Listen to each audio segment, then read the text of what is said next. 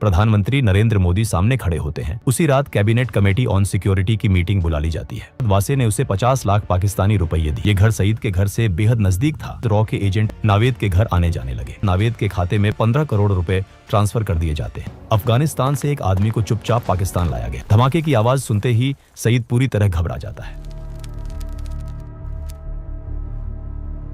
नवंबर 2019 में प्रधानमंत्री आवास के बाहर सुरक्षा असाधारण रूप से कड़ी थी। आधी रात को एक गाड़ी अंदर दाखिल होती है। गाड़ी से उतरते हैं रॉ चीफ सामंत गोयल। उनके हाथ में एक मोटी फाइल होती है जिस पर लाल अक्षरों में लिखा होता है कॉन्फिडेंशियल। करीब 15 मिनट इंतजार के बाद कमरे का दरवाजा खुलता है। प्रधानमंत्री नरेंद्र मोदी सामने खड़े होते हैं और पूछते हैं कि इतनी रात को आने की क्या जरूरत पड़ गई। सामंत गोयल कहते हैं, सर, हमने हाफिज सईद को ढूंढ लिया है। हफीज सईद 26 नवंबर का मास्टरमाइंड जिसके वजह से मुंबई में की मासूम लोग मारे गए थे। हफीज सईद का नाम सुनकर प्रधानमंत्री ने तुरंत एक मीटिंग बुलाई। उसी रात कैबिनेट कमेटी ऑन सिक्योरिटी की मीटिंग बुला ली जाती है। टेबल पर प्रधानमंत्री नरेंद्र मोदी, गृह मंत्री, विदेश मंत्री, NSA अजीत डोभाल और रॉ चीफ सामंत गोयल मौजूद होते हैं। गोयल फाइल खोलते हैं और हाफिज सईद की तस्वीरें, वॉइस सैंपल और इंटेलिजेंस रिपोर्ट्स सामने रखते हैं।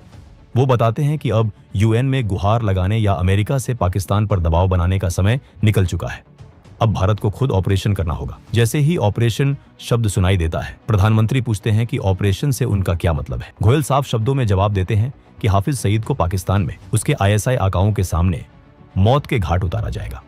मीटिंग में बैठे अजीत डोभाल कुछ पल सोचते हैं और फिर कहते हैं कि सईद को मारने का इससे बेहतर मौका शायद दोबारा नहीं मिलेगा। ये कहते हुए वो प्रधानमंत्री की ओर देखते हैं और हल्के से सिर हिला देते हैं। कमरे में फिर सन्नाटा छा जाता है। कुछ सेकंड बाद प्रधानमंत्री मोदी कहते हैं कि ऑपरेशन को आगे बढ़ाया जाए। इसी पल 26/11 के बाद पहली बार एक अधूरी कसम ने आकार लेना शुरू किया। इसी कसम का नाम था ऑपरेशन अलविदा। रॉ के पास सिर्फ एक ठोस जानकारी थी, हफीज सईद की लोकेशन। लेकिन यही जानकारी सबसे बड़ी चुनौती भी थी। सईद को पाकिस्तान की जमीन पर जाकर खत्म करना आसान नहीं था। वो लाहौर के पॉश इलाके जोहार टाउन में रहता था, जहां उसकी सुरक्षा किसी किले से कम नहीं थी। 24 घंटे पाकिस्तान पुलिस की तैनाती, CCTV निगरानी और सीमित आवाजाही। सईद के घर तक पहुंचना लगभग नामुमकिन था। सीधे ऑपरेशन का मतलब था अंतर्राष्ट्रीय संकट। रॉ को समझ आ गया था कि अगर सीधा वार संभव नहीं है तो रास्ता अंदर से बनाना होगा।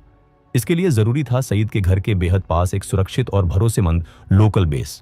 ऐसा ठिकाना जो शक के दायरे में न आए लेकिन हर गतिविधि पर नजर रख सके। कहानी यहीं से एक अलग मोड़ लेती है। दिसंबर 2019, दुबई। नावेद नाम का एक पाकिस्तानी नागरिक पिछले 6 महीनों से दुबई की एक जेल में बंद था। वजह मामूली थी, एक छोटी सी चोरी। नावेद एक आम आदमी था, कोई आतंकी नहीं, कोई एजेंट नहीं। एक दिन अचानक जेल के दरवाजे खुले। नावेद को बेल मिल गई थी। बेल कराने वाला आदमी था वासे। जेल से बाहर निकलते ही नावेद ने हैरानी में पूछा कि उसने उसकी मदद क्यों की। वासे ने कहा, मुझे तुम्हारी जरूरत है। उसने बताया कि उसका कारोबार पाकिस्तान और दुबई दोनों जगह फैला है और उसे एक भरोसेमंद पार्टनर चाहिए। नावेद उलझन में था। वो जानता था कि ये ऑफर असामान्य है, लेकिन पैसों की सख्त जरूरत ने उसकी शंकाओं को दबा दिया। कुछ ही समय बाद वासे ने उसे 50 लाख पाकिस्तानी रुपये दिए। ये रकम नावेद के लिए जिंदगी बदल देने वाली थी। कुछ महीनों बाद नावेद पाकिस्तान लौट आया। यहीं से रॉ की योजना जमीन पर उतरने लगी। एक दिन वासे का फोन आया। निर्देश साफ थे, लाहौर के जौहर टाउन में एक घर किराए पर लेना है। नावेद ने बिना सवाल किए हाउस नंबर 120 किराए पर ले लिया। ये घर सईद के घर से बेहद नजदीक था, इतनी नजदीक कि वहां से उसकी गतिविधियों पर नजर रखना संभव हो सके। नावेद को यह नहीं बताया गया था कि वासे असल में कौन है। सच्चाई ये थी कि वासे रॉ का एजेंट था। जो बेस रॉ महीनों से ढूंढ रही थी वो अब नावेद के घर के रूप में मिल चुका था। इसके बाद रॉ के एजेंट अलग अलग समय पर नावेद के घर आने जाने लगे, कभी कुछ दिनों के लिए, कभी कुछ हफ्तों के लिए। नावेद ने कभी सवाल नहीं किए, वो वही करता रहा जो वासे कहता था। अगले 6 महीनों में रॉ के एजेंट्स ने हफीज सईद की हर गतिविधि को बेहद बारीकी से ट्रैक किया। उसके घर के बाहर क्या हो रहा है, घर के अंदर कौन आ जा रहा है, किस समय कौन सी हलचल होती है, ये सारी जानकारी मिनट दर मिनट दर्ज की जाती रही। जौहर टाउन में बना वो गुप्त ठिकाना अब पूरी तरह काम करने लगा था। ये सारी इंटेलिजेंस लगातार भारत भेजी जा रही थी। दिल्ली में बैठे रॉ चीफ सामंत गोयल हर अपडेट पर नजर रखे हुए थे। ऑपरेशन अब अपने आखिरी चरण के बेहद करीब पहुंच चुका है। इस दौरान एक बात किसी के ध्यान में नहीं आई। नावेद हफ्ते में एक बार अपने परिवार से मिलने जाता था। ये उसकी सामान्य दिनचर्या का हिस्सा था, इसलिए रॉ के एजेंट्स ने इस पर ज्यादा ध्यान नहीं दी। उन्हें लगा कि ये एक आम आदमी की आम जिंदगी है। अब प्लानिंग लगभग पूरी हो चुकी थी। लोकेशन, टाइमिंग, सब कुछ तय था। बस एक आखिरी कड़ी बाकी थी। कुछ ही दिनों बाद वासे का नावेद को फोन आया। उसने नावेद को दुबई आने को कहा। वजह नहीं बताई गई। दुबई में दोनों की मुलाकात होती है। बातचीत के दौरान वासे अचानक एक गंभीर सवाल करता है। वो कहता है क्या तुम्हें नहीं लगता कि पाकिस्तान जिन आतंकियों को पनाह देता है वो गलत है? नावेद बेपरवाही से जवाब देता है, इससे हमें क्या फर्क पड़ता है, वो तो हमारे दुश्मन हिंदुस्तानियों को मारते हैं। वासे कुछ पल चुप रहता है, फिर वो कहता है, मैं एक यहूदी के लिए काम करता हूँ। 26/11 हमले में उस यहूदी ने अपना पूरा परिवार खो दिया था। अब वो तुम्हारे पड़ोसी हाफिज सईद को मारना चाहता है। ये सुनते ही नावेद हैरान रह जाता है। उसके लिए ये सब किसी फिल्मी कहानी जैसा था। वासे आगे कहता है, मुझे सईद को मारने में तुम्हारी मदद चाहिए। नावेद को ये बात मजाक लगती है। वो साफ कहता है कि वो इसमें शामिल नहीं होगा, लेकिन वासे उसे एक और ऑफर देता है। अगर वो मदद करता है तो उसे अपने पूरे परिवार के साथ अमेरिका में बसाया जाएगा, साथ ही करोड़ों रुपये भी मिलेंगे। नावेद के सामने अब जिंदगी का सबसे बड़ा फैसला था। एक तरफ डर, दूसरी तरफ पैसों और सुरक्षित भविष्य का लालच। काफी देर सोचने के बाद आखिरकार नावेद हाँ कह देता है। इसके कुछ ही समय बाद नावेद के खाते में 15 करोड़ रुपए ट्रांसफर कर दिए जाते हैं। ये इस बात का संकेत था कि अब पीछे हटने का कोई रास्ता नहीं है। अब ऑपरेशन अलविदा अपने अंतिम मोड़ पर था। कई हफ्तों की गहन सोच विचार और जोखिम के आकलन के बाद रॉ एक निर्णायक नतीजे पर पहुंची। तय हुआ कि हाफिज सईद को कार बम के जरिए निशाना बनाया जाएगा। नावेद के घर में रह रहे रॉ के एजेंट्स ने चुपचाप एक काली टोयोटा कोरोला खरीदी। इसी गाड़ी के भीतर 300 किलो RDX भर दिया गया। पूरा काम इतनी सफाई से किया गया कि किसी को शक तक नहीं हुआ। इस कार को नावेद के घर से कुछ दूरी पर एक अंडर कंस्ट्रक्शन बिल्डिंग में पार्क कर दिया गया। वहां न चौकीदार था न कैमरे। इस कार के बारे में नावेद को बिल्कुल पता नहीं थी। अब रॉ के सामने सबसे बड़ा सवाल था, इस कार को सईद के घर तक कौन ले जाएगा? यह ऐसा काम था जिसमें ड्राइवर का जिंदा लौटना लगभग नामुमकिन था। रॉ को एक ऐसे इंसान की जरूरत थी जो पैसों के बदले अपनी जान देने को तैयार हो। कुछ ही समय बाद अफगानिस्तान से एक आदमी को चुपचाप पाकिस्तान लाया गया। वो बेहद गरीब था, लेकिन एक बात साफ थी, वो मरने से नहीं डरता था। उसे भरोसा दिलाया गया कि ऑपरेशन के बाद उसके परिवार को बड़ी रकम दी जाएगी। अब नावेद के घर में कुल 4 लोग थे, 3 रॉ एजेंट और 1 अफगानिस्तानी। नावेद ने कभी नहीं पूछा कि ये लोग कौन हैं, कहां से आते हैं और क्या करते हैं।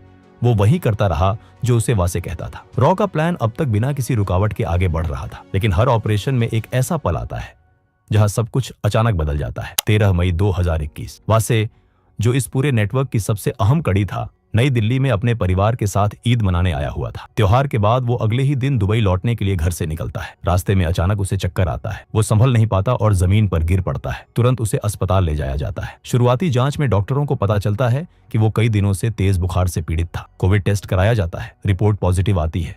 हालत तेजी से बिगड़ती है और वासे को ICU में शिफ्ट कर दिया जाता है। अगले 2 दिन वो जिंदगी और मौत के बीच जूझता रहता है।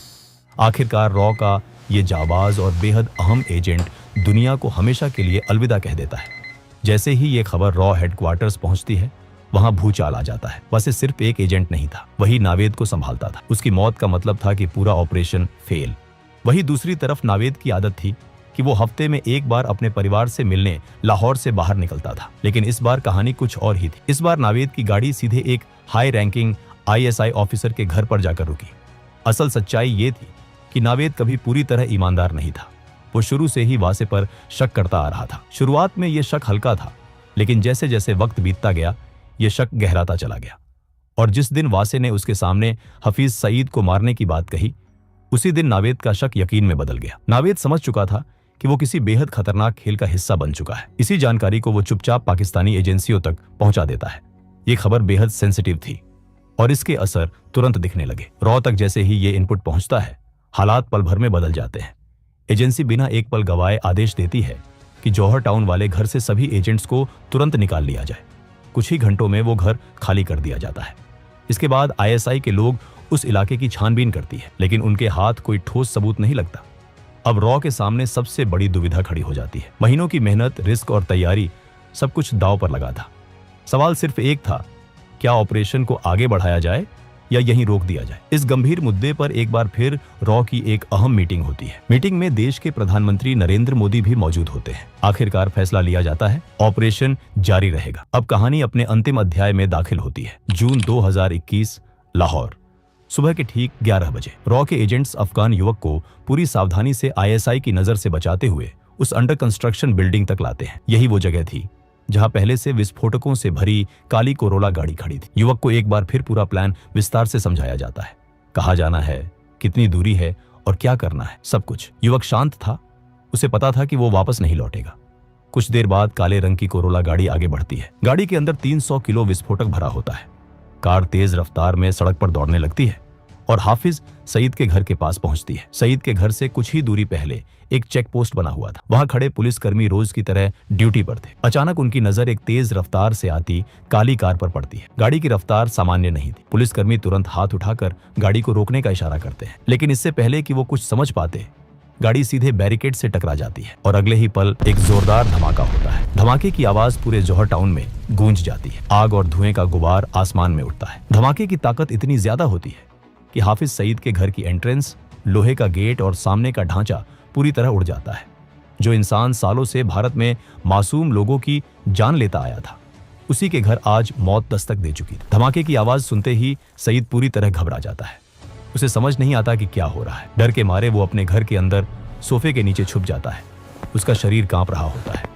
पहली बार उसे एहसास होता है कि खतरा अब सिर्फ भारत तक सीमित नहीं है। हालांकि इस धमाके में सईद बच जाता है और इसी वजह से ऑपरेशन अलविदा अपने अंतिम उद्देश्य में पूरी तरह सफल नहीं हो पाता। लेकिन इस नाकामयाबी के बावजूद एक बात बिल्कुल साफ हो जाती है। सईद अब ये समझ चुका होता है कि वो रॉ से बच नहीं सकता। इस घटना के बाद पाकिस्तान में बैठे छोटे बड़े सभी आतंकियों तक एक साफ संदेश पहुंच जाता है। संदेश में कोई शब्द नहीं होते, लेकिन मतलब बिल्कुल साफ होता है। ये नया भारत है। नया भारत जो सिर्फ चेतावनी नहीं देता, नया भारत जो दुश्मन के घर में भी घुस सकता है और चुन चुन कर वार करने की ताकत रखता है। ऑपरेशन अलविदा भले ही अपने लक्ष्य को पूरी तरह हासिल न कर पाया हो, लेकिन उसने पाकिस्तान में बैठे आतंकियों की रूह कंपा दी। अब वो जान चुके थे कि सीमाएं सुरक्षा की गारंटी नहीं है। दोस्तों, ऑपरेशन अलविदा पर आपकी क्या राय है, हमें कमेंट में जरूर बताइए। अगर वीडियो आपको पसंद आया हो तो इसे ज्यादा से ज्यादा शेयर करें, वीडियो को लाइक करें और चैनल को सब्सक्राइब करना न भूलें।